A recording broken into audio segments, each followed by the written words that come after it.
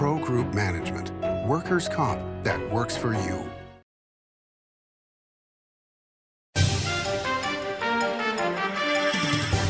Welcome to Nevada Newsmakers. On the broadcast today, Colonel Mark Robertson, retired Republican candidate for CD1, running against Tina Titus, here for the whole show on an all-new Nevada Newsmakers.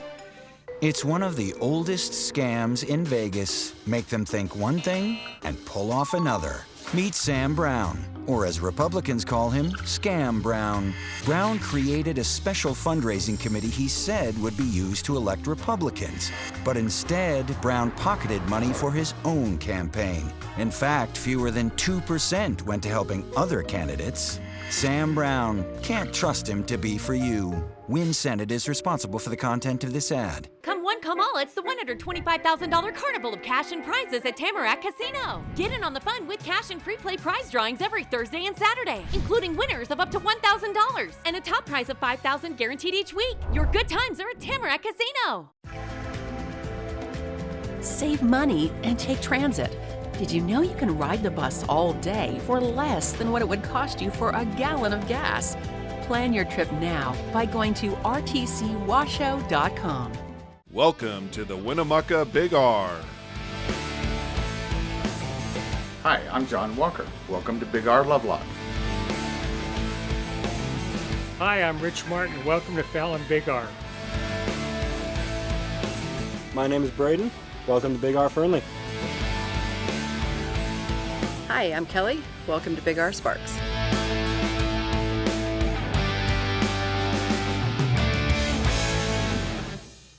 For 50 years, Nevada Heating has been keeping people comfortable in their homes.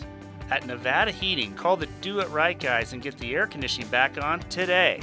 That's the Nevada Heating way.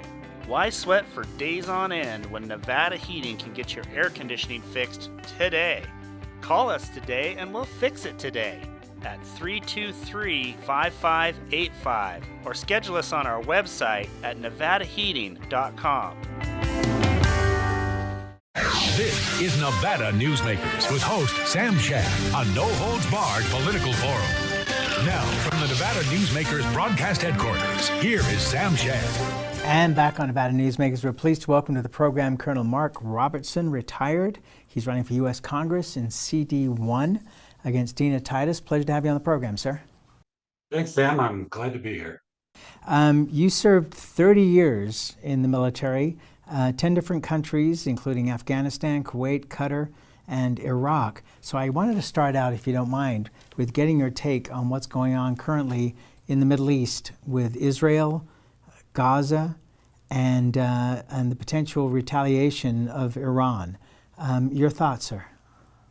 First, I support supporting Israel, and Israel's our strongest ally in the Middle East, the only democracy there. They've had our back in years past, and we need to support them in their fight against Hamas and the terrorists that are there. If we didn't learn anything from 9/11, we should have learned that if we don't take care of it over there, it will come over here. So again, I support Israel in their fight to protect themselves. And go ahead. Well, I was going to ask you, what do you make of, the first time that Iran was going to retaliate, they broadcast the information about the attacks several days in advance, so that not only Israel, but the United States, Jordan, and other countries were all able to coordinate to retaliate against the drones and bombs that were sent their way. This time, our media has been broadcasting that the attack is imminent within days. What do you make of that? Well, I think it was prudent on Iran's part to do that. They needed to take some type of action for their own domestic purposes. They had to show their own people that they were going to do something. But then by announcing it to the world, they were minimizing what damage there might be so that it didn't grow into a larger confrontation. Again, I think that was prudent on their part. Iranians aren't always known for being prudent, but this time they were. I think we're seeing the same thing now with the media talking about it. It's imminent, it's going to come. And I think Iran, again, is signaling that they need to do something domestically, but they don't want to provoke a wider confrontation. All right, so bottom line is you're saying that the noise that they are making is more for domestic consumption rather than necessarily widening the war. Did you ever think that there would be a time when Saudi Arabia and Israel will be aligned against Iran, and the possibility of not only Saudi Arabia but United Arab Emirates joining with Israel to move forward and essentially leaving the Palestinians to the side? Well, it isn't unusual that Saudi Arabia would be against Iran. Saudi Arabia has been concerned with Iran for decades. And of course, Saudi Arabia is Sunni and Iran is Shia. And so they've had adversarial relationships for millennium. And so it's not unusual to see Saudi there. What is, as you pointed out, what is unusual is the alignment of Israel in some of these Arab states. I think a lot of that can go back to the Abraham Accords and the peace process that was started 4 years ago, and it's paying dividends now.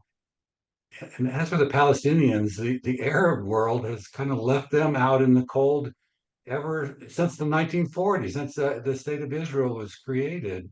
The Arabs have left them out, even though the Arabs have a lot more territory than Israel does. The Arabs haven't seen fit to invite them Palestinians to settle in any of their land. You're a fiscal conservative, so I'm curious as to what you think of the fact that when I spoke to Senator Rosen a couple of years ago about what was happening with Ukraine, she said that from the very beginning, the United States had agreed to backstop the United States military with all the weaponry that it needed to replace the weaponry that was going to fight in Ukraine. And I'm presuming the same thing applies to what's happening in the Middle East. Isn't that essentially replacing our entire weaponry? Yes, I do support providing weapons to Ukraine so that they can defend themselves. I do not support sending cash to Ukraine to bolster their pension program, which has happened under the Biden administration. They've sent cash to some of their civil organizations besides the military. But I do support sending weapons because, just as you said, we are sending them the weapons and ammunition we're sending them comes from our stock, and then we're spending billions of dollars with American companies to manufacture and restock our munitions with newer ammunition and weapons. So I support that, and I think it's a bargain. If you look at the work that Ukraine is doing in dismantling the Russian military, and it's coming at a cost of about 5% of our defense budget. If you had said, "Hey, what if we could spend 5% and dismantle the Russian military without putting any American lives in danger," would you take that proposition? The answer would be yes. All day long, we would do that. One of the things that hasn't come up, but it did certainly come up in Afghanistan with the withdrawal, was the number of contractors, U.S. contractors that we had operating in Afghanistan. To my knowledge, we have never seen any numbers of U.S. contractors working in Ukraine. Do you believe that we have large amounts of U.S. contractors, not military, but contractors working, and some would call them mercenaries, working in Ukraine? I'm not aware. I'm not privileged to know any of that. That would be classified information, and it's not anything that I'm aware of or are entitled to know. All right. If you were fortunate enough to win this election, and you came pretty close last time around in CD1, would you want to serve on armed services? The House Armed Services is a natural fit for me. I also had 20 years in the financial services industry, so financial services. I also have an interest in natural resources. 87% of Nevada is owned by the federal government. I think that's a shame. And we have a lot of natural resources that are here. We also have the water issues. So I would join the Western States Caucus to fight for water for Nevada. So those are three three of the committees that I have an interest in. I would also have an interest in education. Uh, I have my wife and I have 4 children. 2 of them are teachers, and 2 of them are married to teachers. I also taught in Clark County schools and at UNLV, so education is important to me as well. All right, let's take a break. We'll come back much more with Colonel Mark Robertson. He's running for U.S. Congress, CD1, against Dina Titus right after this timeout. As you know, Reno is booming. Toll's development company is helping it grow with insightful design and development, building community with every project, adding beauty, adding excitement, emphasizing our shared humanity. Reno is becoming bigger. Toll's development is helping it become better, more livable, more enjoyable. To learn more, go to tollsdevelopment.com. tollsdevelopment.com. Story County is leading Nevada. Home of the Tahoe Reno Industrial Center, Google, Tesla, Panasonic, and other world-leading companies. Story County provides thousands of tech, advanced manufacturing, and logistics careers for Nevadans. We're diversifying and driving Nevada's economy and generating millions in tax revenue and billions in economic activity across northern Nevada. Story County is leading Nevada's future. Like a traditional handmade basket, retail is woven into the fabric of life in Nevada. From big box to mom and pop, retail supports our communities in countless ways. Jobs for the disabled, team uniforms for kids, help for the elderly, and so much more. Retail employs over 1 in 10 workers. Retail supports Nevada, and we support retail. RANNV.org. Pro Group Management specializes in providing industries with the necessary components to satisfy and exceed workers' comp requirements. Every business has unique needs and specific regulations. Pro Group Management stays ahead of the curve, providing up-to-date services to keep your industry in top form. Discover how we simplify your tasks, improve efficiency, and reduce expense to keep you moving in a positive direction. Pro Group Management. Workers' comp that works for you. This is Nevada Newsmakers. And back on Nevada Newsmakers, we continue our conversation with Colonel Mark Robertson, retired. He's running for U.S. Congress in CD1 against Congresswoman Dina Titus. Let's talk about the border, because that's something that you bring up on your website. You know, we have not seen immigration policy in this country that has really taken hold since 1986. And that was under the Reagan administration, but it was actually started by Jimmy Carter in 1977. It seems like nobody wants to carry this hot potato. I followed that issue very closely back in those days, which gives, I guess, a little guidance to my age. But what happened there was that you had, you know, a senator and a congressman who took the issue and ran with it until it got to a point where it could be elevated to actually pass, and then senior members of the Senate took over and got it through. The last time we saw any serious movement was when George W. Bush, Senator John McCain, and Senator Harry Reid tried to pass immigration, and then it got blown up because John McCain decided to run for president. What gives you any optimism that we're ever going to see an immigration reform bill? Well, I do have optimism that we can work together to do that, and it will take a bipartisan working together effort to do it. The first thing you have to do, though, is to secure the border. You can't address the problem while it's getting worse every day. So the first step has to be to stop the flow of guns, gangs, and drugs into our communities. And I think there is widespread support among local, state, and federal authorities that we have got to do that.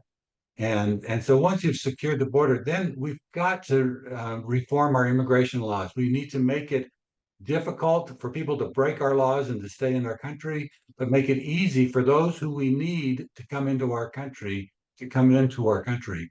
We have labor issues, and so we ought to have a system that allows the people with the skills that we need in the United States to come into our country and to contribute to our economy.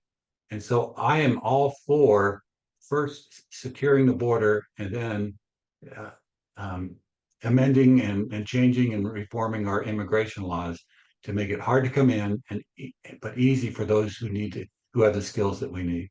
Okay, a very simple answer to a very complex question. So let's take a few of these issues. So the first one is securing the border. As long as there is extreme poverty in Central and South America and around the world, America is going to continue to be a magnet. So is part of the solution providing funding to legitimate governments in some of these countries to provide work so that these people can have a better family life? Is it funding military operations to, clamp down on the cartels? I mean, it's just not as simple as just saying shut down the border. If you have 100 Border Patrol agents and 1,000 immigrants rushing the border, they can only grab so many. I mean, I was down at the border myself several years ago watching video from the Border Patrol, and it's an unbelievable thing to watch. Yeah, so to secure the border, you do need those physical barriers, and you need federal law enforcement, Border Patrol there to enforce those things. But you also need to stop all of the forces that are pulling people to us. The promise of free food, free housing, free healthcare, free education. We've got to let people know, you break our laws, there's nothing, you're not going to get anything for free here, and we're going to quickly return you. If people knew that they'd be returned to their country and that there's no free handouts in America, then that stops the pull of people coming here, and they decide maybe it's better for them to stay home and try to improve their own country. Yeah, and so we've got to stop all the pull factors that are causing people to come into our country. And there's got to be real consequences when people break our laws. When people see that, when they get the word that, there's nothing free, there's no more handouts, and there's consequences if I break their laws, and those consequences could be jail time in America or return to my country, then maybe they won't spend the $5,000 giving it to coyotes to help them get across our borders. Maybe they'll keep their money and try to build up their own country. But at the same time, the cartels are doing everything they can to encourage this because, as you point out, they're making money from it. Yeah, but we signaled it. I mean, in the presidential debates, President Biden says, come, we welcome you. And Kamala Harris said, we want to decriminalize coming into our country. There were way too many pull factors. And then they dismantled all of the safeguards and the successful policies that were keeping people out of our country. We've got to go back to where we are. It's a matter of national security. If you don't have borders, you don't have a country. We've got to go back to where we are controlling our own borders, and we, the American people, decide who comes into our country. The other side of this, of course, is that the cartels, in bringing drugs in, have multiple tunnels. I mean, you look at Gaza and the tunnels. I don't know how many tunnels we have, but I mean, it's pretty extensive and well equipped with trains and other things like that. So, our border is being invaded by many different routes, but also up until the last few years, ports of entry were another huge place where people were coming in and just essentially staying over their tourist visas. Exactly. And so there needs to be consequences for those people who overstay their visas and for those who are in our country illegally. There's got to be consequences. We've got to start sending them back. And we need a cooperative arrangement with Mexico. We had that 4 years ago, but we need to strengthen that relationship with Mexico. You first do it through diplomatic means and economic means. We've got huge economic ties with Mexico. They depend on the relationship with the United States. We got to let them know that continuing that relationship means they're going to have to cooperate with us with addressing these cartels, addressing the tunnels, addressing the hordes of people coming through their country. All right, let's take another break. We'll have more with Colonel Mark Robertson running against Dina Titus in CD1 after this timeout. Early in the morning or throughout the night, professional truck drivers are on the job, serving you, safely moving freight that's crucial to our economy. From the oldest industries to our newest innovators, From the exotic to the everyday, trucks are everywhere, moving everything. Never afraid to embrace a future that makes Nevada and our nation stronger. Trucking moves America forward. What do you count on? You count on your power every day. At NV Energy, we've always powered what's important to you, but we're not looking at the past. We're focused on the future. While our standards are high, our rates will remain low. And our commitment to renewables isn't just meeting standards, but leading the way. Because you can count on more than just your power. You can count on the company who brings it to you. That's our promise. You can count on it. The Nevada Builders Alliance has been protecting the interests of the construction industry for over 50 years. Our programs save members thousands of dollars every year and allow them to provide much-needed benefits to their employees. Our industry also allows Nevada to grow. If you're thinking about a career in the construction industry, reach out. And if you haven't thought of a career in construction, what are you waiting for? We are the Nevada Builders Alliance.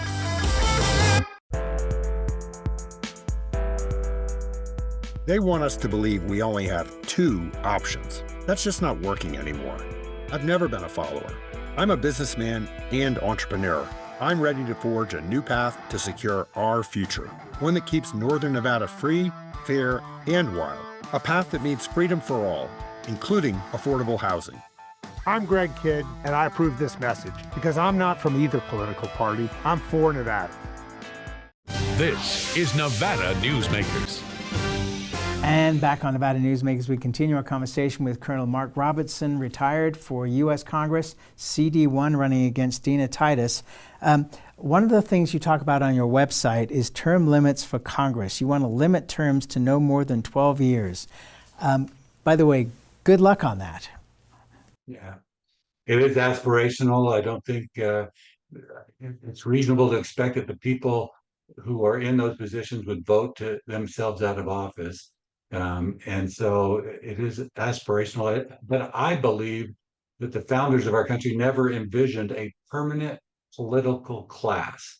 I think they envisioned that people would go and serve their country for a time and then come back home to their farms, to their businesses, and live under the laws that they created.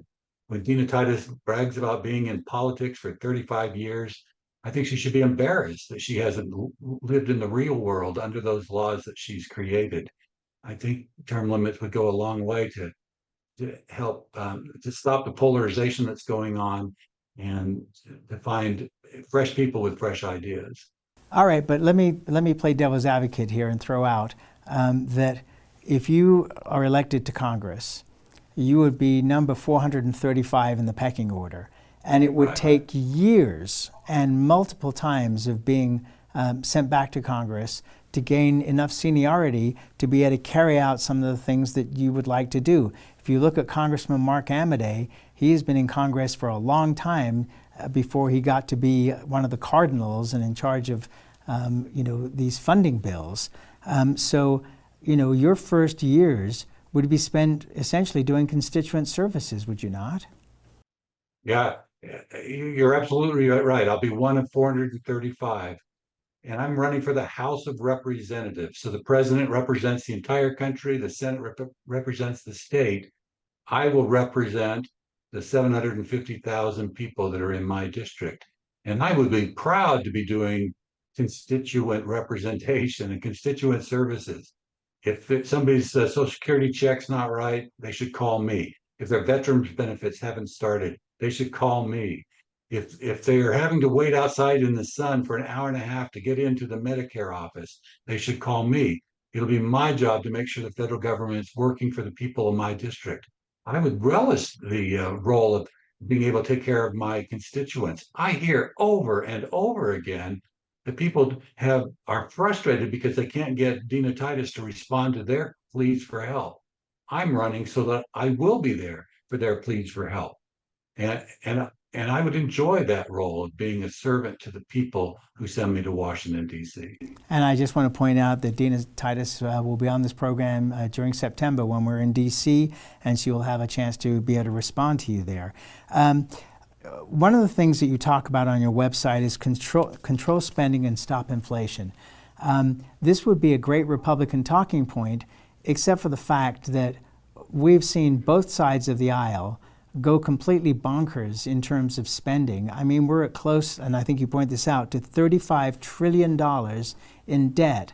How could you possibly think that you are going to be able to stop this feeding at the trough when both sides have given up on any kind of economic reality? You're right, Sam. This is a bipartisan problem. Both sides of the aisle have contributed to this, and spending is out of control on both sides of the aisle. I will be, as you pointed out, one of 435, but I will be one more voice of fiscal constraint. There are Democrats and Republicans in the House of Representatives that are concerned with the $35 trillion of debt.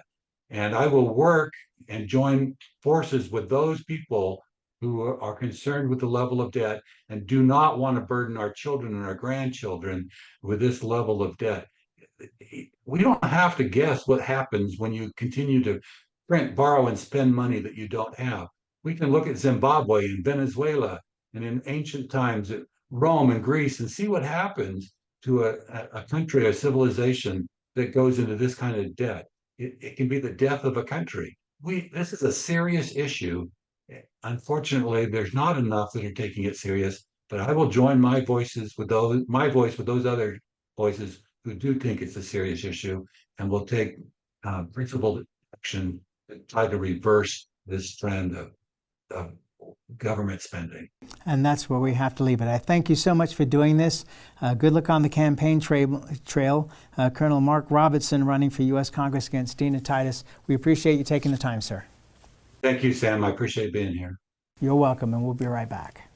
Hit the open road on a brand new Harley or win a bundle of cash during the $250,000 Harley-Davidson giveaways at Carson Valley Inn. Thousands in weekly giveaways, plus multiple grand prize winners including cash and 7 brand new Harleys. Now at the Carson Valley Inn. Here on 7 at 7, we're bringing you the local headlines in just 7 minutes. We've got you covered in the morning, evening, and for all breaking news in between and as it happens. Life is busy, and we don't waste your time. Join us for local news now streaming on our YouTube page. Modern boutique Ahern Hotel and Event Center sits at the heart of the Las Vegas Strip. 2 floors of meeting and event space are ideal for groups and conventions. Stay in one of 200 luxurious rooms and suites. Brand your event throughout the property. Flexible event spaces make for easy planning and personalization. Take over the entire hotel with a full buyout option. As always, you can watch Nevada Newsmakers 24 hours a day on various platforms, including television, radio, our website, audio and video podcasts, YouTube. If you want to find the show, you can find it pretty darn easily. And we cover politics, business, health, and education. Thanks for watching. We'll see you next time.